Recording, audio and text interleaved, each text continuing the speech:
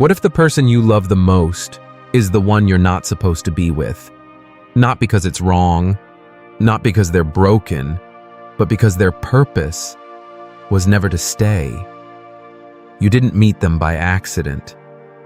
You felt it in the silence between your words, in the gravity pulling you toward them. Something inside you lit up, something deeper than romance, something ancient. And when it slipped away, it didn't just hurt, it hollowed you. You tried to let go, but you couldn't stop checking, hoping, wondering. Why Carl Jung once wrote, "Every form of addiction is bad, whether it be alcohol, morphine, or idealism. But sometimes the addiction is a person, and that's when it gets dangerous. Because you're not chasing a high anymore. You're escaping a low you can't quite name. And that's where Jung takes us. Not into the addiction itself, but into what it hides. The emptiness underneath. The part of you that was already starving long before they arrived. And so the question changes. It's no longer, why did they leave? It's, what part of me went with them? That's where we begin. There's a certain kind of person who doesn't just enter your life. They collide with it. They don't knock. They don't ask.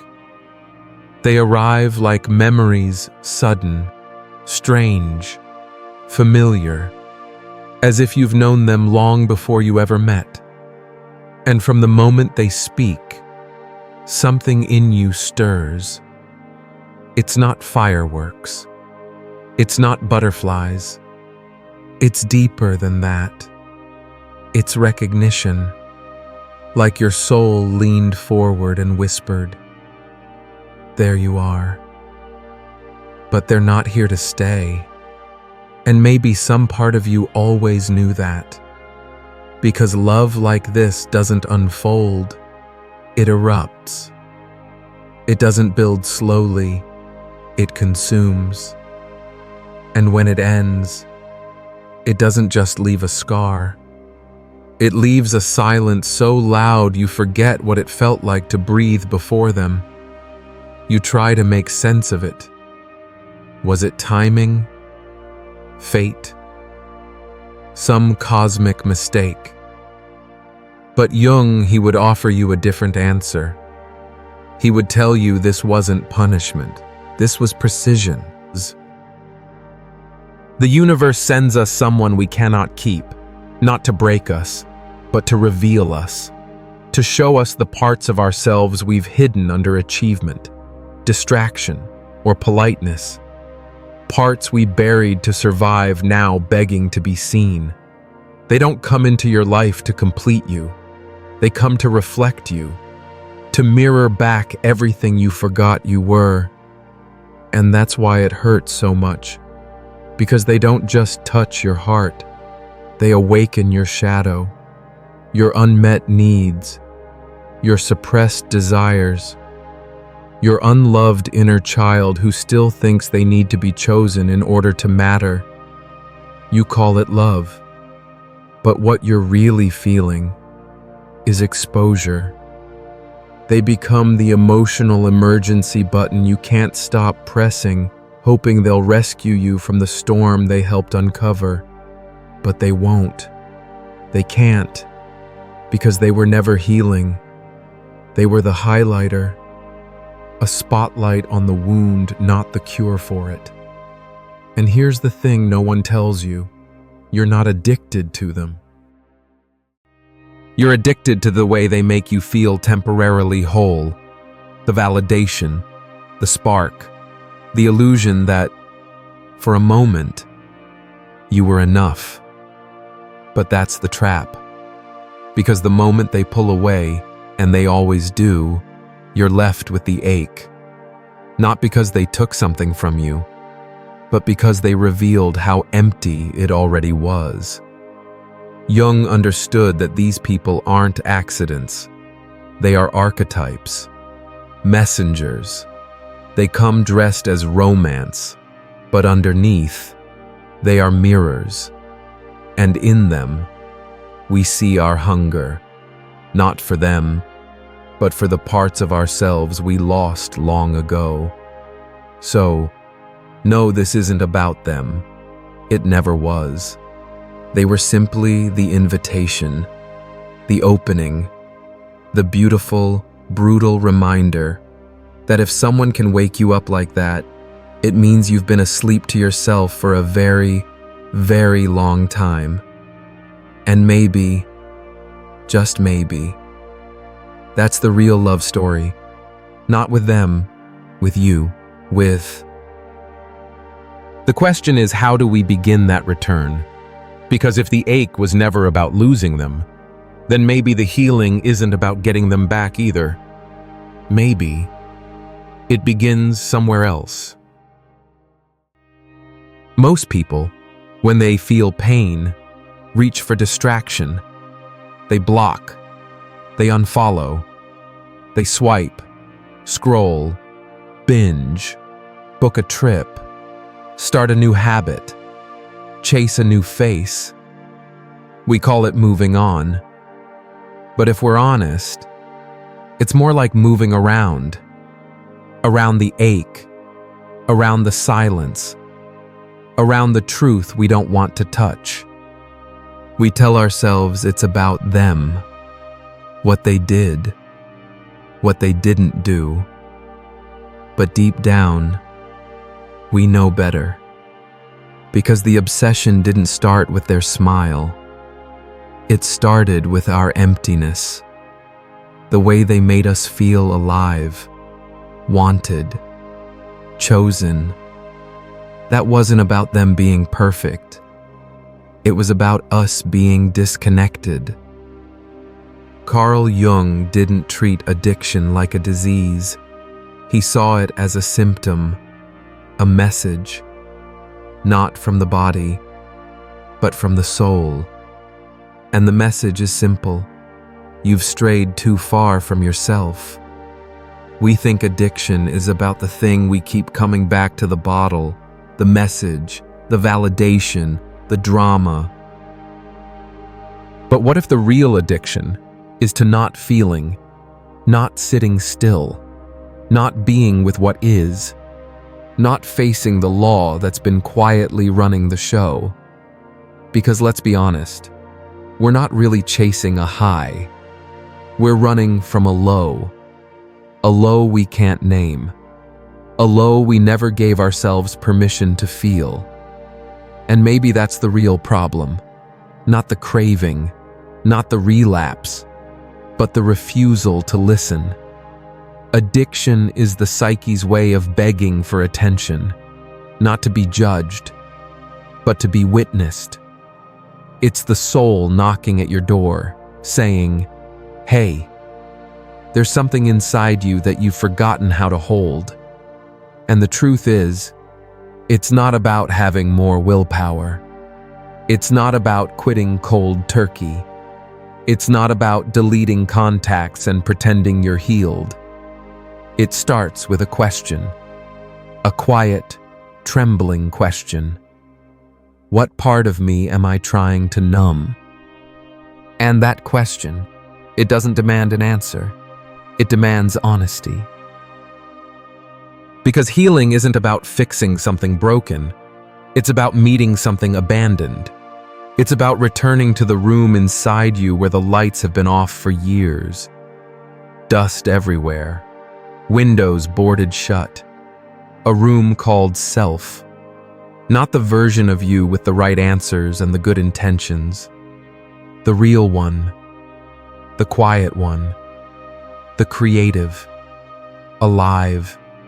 Sacred one that remembers who you are even when you forget. And when you finally enter that room, not to clean it, not to judge it, just to sit in it, that's when something starts to shift. It's subtle. It's the first inhale that doesn't feel like a performance. It's the first silence that doesn't scare you. It's the first moment you realize you don't need anyone else to validate your worth because it was never missing. It was just buried. Jung called this reconnection with the self, and it's not an instant fix. It's a slow memory, a slow forgiveness, a slow, sacred rebuilding of trust with yourself. And that's what no one tells you. You don't need more effort. You need more presence. You don't need to move on. You need to move into yourself. Because the thing that hurts the most right now, aren't they leaving? It's the silence they left behind, echoing in the places where you forgot how to listen. But that silence, it's not empty. It's waiting. And if you're willing to sit with it just a little longer than feels comfortable, you'll hear something. A whisper, a memory, a truth, that the answer was never out there. It was always here, waiting for you to come home. And when you do, when you finally stop running, you'll realize something powerful. What you thought was addiction was really just the soul's last attempt to be heard, to be healed, to be whole. Now let's talk about how. Healing doesn't begin with fixing. It begins with facing. And Carl Jung didn't give us surface-level answers. He gave us a map, a way to stop running from our pain and start walking toward it with eyes wide open, not to be consumed by it, but to understand what it's been trying to say all along. Here are 3 tools, not quick fixes, not hacks, but practices that gently help us return to ourselves. Tool 1. Shadow work.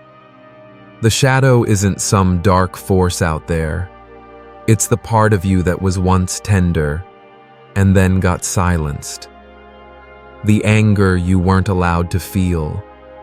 The desires you were taught to be ashamed of. The envy, the fear, the need for power, the ache to finally feel seen. None of these parts disappeared. They just learned to hide. And in hiding, they began to speak through other ways. Through addictions, through obsessions, through people you cling to not because you love them, but because they activate something buried. Shadow work is the slow, sacred process of bringing light to what's been in the dark, not to shame it, but to understand it, to look at the wound finally with compassion instead of fear. Because when the shadow is unseen, it controls you. But when it is seen, it becomes wisdom. You stop reacting. You start responding. You stop blaming. You start integrating. You begin to realize that the parts of you you've spent a lifetime avoiding are the very parts carrying your power. And that's where you begin reclaiming yourself, not by cutting away the shadow, but by making space for it at the table. Tool 2. Breathwork. Jung never taught breathwork directly. But if he lived in today's world, this world so full of noise, so starved of stillness, he might see it as a portal. Because the breath doesn't lie. It's the one thing we carry with us, through joy, through trauma, through silence. And yet most of us forget we even have it. But when you breathe consciously, not to control, but to listen, something powerful happens. You bypass the mind, you quiet the noise, and you send a signal deep into your nervous system that says, it's safe now. You can let go. And when the body feels safe, the truth rises. old grief, suppressed rage, forgotten memories. The emotions that addiction tried to bury, they finally find air. Breathwork is not about doing it right. It's about meeting yourself without words. Letting the body say what the mind has been too afraid to admit. And for many, that's the first moment of real freedom. Not because they figured it all out, but because they finally felt something real. Tool 3. Symbolic ritual. Jung believed the soul speaks in symbols. That the deepest parts of us, the ones untouched by logic, respond not to instruction, but to image, to pattern, to meaning. That's why ritual matters. Not as performance, but as a conversation, a candle, a mirror. A letter you write to the part of you that's still hurting. These aren't just gestures, they are language. Language the soul understands. Because sometimes, healing isn't about the perfect words. It's about a moment of presence. It's about sitting with yourself, no phone, no noise, no mask, and saying, I see you. I'm here now. Light a candle not because it fixes something, but because fire, since the dawn of time, has meant transformation. Look in the mirror, not to correct your face, but to finally witness your eyes. To remind yourself that behind the pain, you're still in there. Write a letter not to fix, but to listen. Let your wounded self speak. Let the rage come through. Let the sorrow spill. Let the longing tell its truth. Then fold it. Place it beneath the flame. Breathe and say nothing. Because silence, in ritual, is not absence. It is reverence. You're not fixing your pain. You're honoring it. You're letting it know you're not invisible anymore. And that changes everything. Because once the soul feels witnessed, even for a moment, the healing begins to unfold, not as a task, but as a return. And from that return, from that stillness, that depth, a new kind of transformation becomes possible. We like to think of healing as a return, back to who we were, back to the version of ourselves that smiled more, loved easier, trusted quicker. But here's the truth, no one wants to say. That version of you, the one before the addiction, before the obsession, before the unraveling, was already broken, not beyond repair, but quietly fragmented. You didn't become addicted out of nowhere. You became addicted because you were already disconnected, already living in pieces. So no healing is not about going back. It's about going deeper. Carl Jung called this process individuation. It doesn't mean becoming perfect. It means becoming whole. And wholeness is not the absence of pain. It's the presence of all your parts finally allowed to sit in the same room. The child who needed safety, the rebel who wanted freedom, the artist who longed to express, the seeker who questioned everything, the one who loved too hard and broke too easily. You don't heal by silencing them. You heal by listening, letting each of them speak, letting each of them grieve, letting each of them return home not as a problem to solve, but as a truth to honor. And when that happens, when the parts of you stop fighting for dominance and start learning to coexist, something sacred takes place. The addiction no longer defines you. it becomes something else. A compass, a teacher, a clue. You begin to see it not as your shame, but as the signal that first led you inward. Because here's the quiet miracle: most people miss the addiction. In its own broken way, was trying to save you, trying to regulate a system that never felt safe, trying to offer relief when your soul was screaming for breath.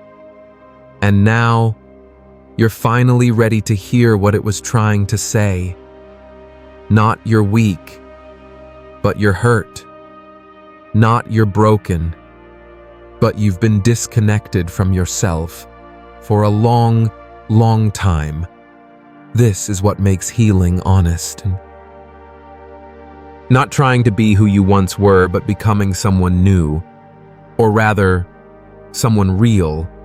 Someone whose power doesn't come from perfection, but from presence. From knowing your wounds and holding them without flinching. From walking into the same room that used to scare you and realizing you no longer need to escape it. Because now, you're whole enough to stay. And from that place, that centered, grounded place, a new kind of life begins to emerge. Healing is not a thought. It's not an insight you have at 2 a.m. that suddenly fixes everything. It's not a breakthrough on a podcast or a quote you highlight in a book. Healing is built in the mundane, in the unseen hours, in the choices you make when no one's watching. And that's where most people get lost. They wait for the transformation to feel big, dramatic, cinematic. But it rarely shows up that way. It shows up in the smallest things. The kind of morning you allow yourself to have. The way you breathe before reacting. The people you no longer chase. And the silence you finally learn to sit in. So how do we begin to live this healing not as a theory, but as a truth? It starts here. Step 1. Build a life that feeds your soul, not just your schedule. Most of us live from a calendar, from alarms, reminders, expectations, productivity apps. But the soul doesn't care about any of that. It doesn't speak to deadlines. It speaks in resonance. In the spaces where you feel fully here. So pause for a moment and ask yourself, what drains me even when I pretend it doesn't? And what brings me back to life even when it's simple? Maybe it's a slow walk with no phone. Maybe it's a messy journal you never show anyone. Maybe it's an hour of music, or 10 minutes of quiet, or one honest no. Choose from that place. Not from guilt, not from fear, not because it's what someone else would do, but because your nervous system relaxes when you're in that environment. Because your soul feels safe when you stop performing. Build that kind of life, not one that looks good on paper, one that feels like home. Step 2. Let meaning replace stimulation. We think we're overstimulated, but really, we're underconnected to ourselves, to what we feel, to what matters. That's why we scroll. That's why we chase. That's why we lose hours to empty noise and call it relaxing. But Jung would say the solution isn't to cut out pleasure. It's to find deeper pleasure. Not dopamine highs that crash in 5 minutes, but experiences that stretch your soul. That leaves you more awake, not more numb. Paint without needing to be good. Read something that stirs your insides. Speak with someone who listens in silence, not just waiting to reply. And most of all, sit with yourself, not to fix, but to ask. What am I actually feeling right now? Because most of the time, we're not avoiding the world. We're avoiding our own truth. And when you stop running from that, you start remembering who you are. Step 3. Let relapse teach you, not shame you. You will fall back into old patterns, into habits you thought you were done with, into people you promised yourself you'd never call again. It's okay. Jung taught that the unconscious doesn't move in straight lines. It moves in spirals, in loops. In repetitions that aren't failures, they're deeper invitations. If you relapse emotionally, spiritually, physically, don't punish yourself. Ask, what part of me needed comfort just now? What was I avoiding that still hurts? Because every slip is a message, a breadcrumb. You're not back at the beginning. You're just at a deeper level of the same story. And this time, you have language, you have tools, you have self-awareness. So don't be ashamed of the fall. Study it. Because healing is not a straight road, it's a dance. And the goal is not perfection, it's presence. It's coming home to yourself again and again, even when the lights flicker, even when the doors creak, even when the past knocks and asks to be let in. This is how you begin to live as someone whole, not because you have no wounds, but because you've stopped hiding from them. Faith isn't loud. It doesn't show up in chants or declarations or desperate hope. Faith is quiet. It's still. It's subtle. It's the moment you stop reaching for the next distraction, and instead, you stay right here, in this breath, in this body, in this ache. That's what no one tells you. Faith isn't just believing something will get better. It's believing that what's happening right now, even this pain, has meaning. And that belief isn't loud. It doesn't need to be. Because when you stop running, when you stop checking, comparing, chasing, performing, and you simply sit with yourself, fully, honestly, without turning away, that's faith.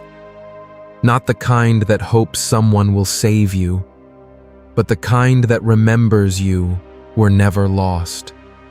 That the emptiness you feel isn't failure. It's invitation. A space not to be filled, but to be felt. Presence is faith without words. It's the kind of trust that says, I don't need to figure this out right now. I just need to be here for it. It's the kind of strength that doesn't flinch when the silence gets loud. That doesn't numb when the loneliness creeps in. That doesn't panic when nothing makes sense. Because somewhere deep inside, you know this moment isn't the end. It's the beginning. The beginning of listening. The beginning of feeling. The beginning of coming back to the parts of you that had to hide to survive. And when you can sit in that space, that raw, sacred, unpolished space without trying to change it, escape it, or fix it, that's when something inside begins to shift. You stop fighting. You start witnessing. You stop spiraling. You start softening. And in that softening, you begin to remember. You don't need another person to complete you. You don't need constant stimulation to feel alive. You don't need answers to trust the path. You just need to be present. That is faith in motion. Because true faith isn't waiting for light. It's lighting a candle in the dark and saying, I'm still here. It's trusting that even your pain has something to teach you, that your discomfort isn't punishment, it's instruction, that the ache you've carried is sacred, not because it feels good, but because it brought you home. And if you're here in this moment, still breathing, still listening, that means you've already begun. That's the real miracle.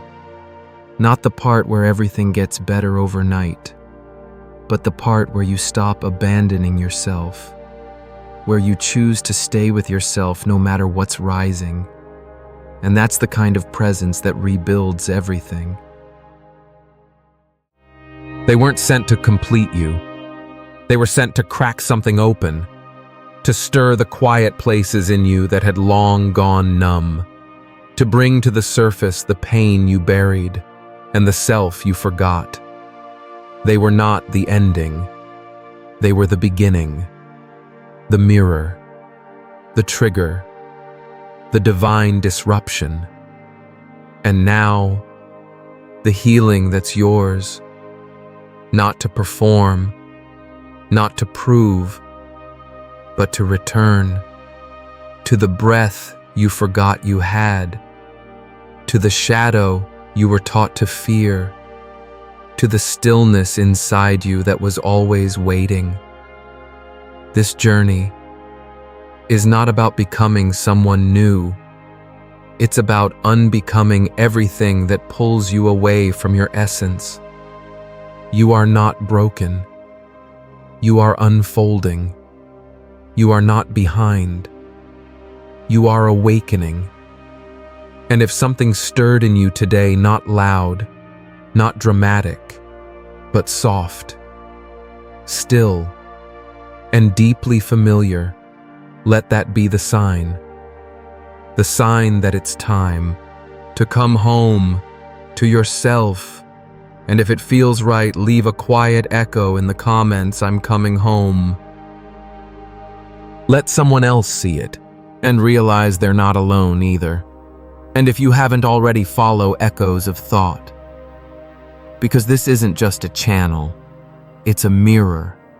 And maybe, just maybe, the part of you you've been searching for has been here all along, waiting to be remembered, waiting to be lived.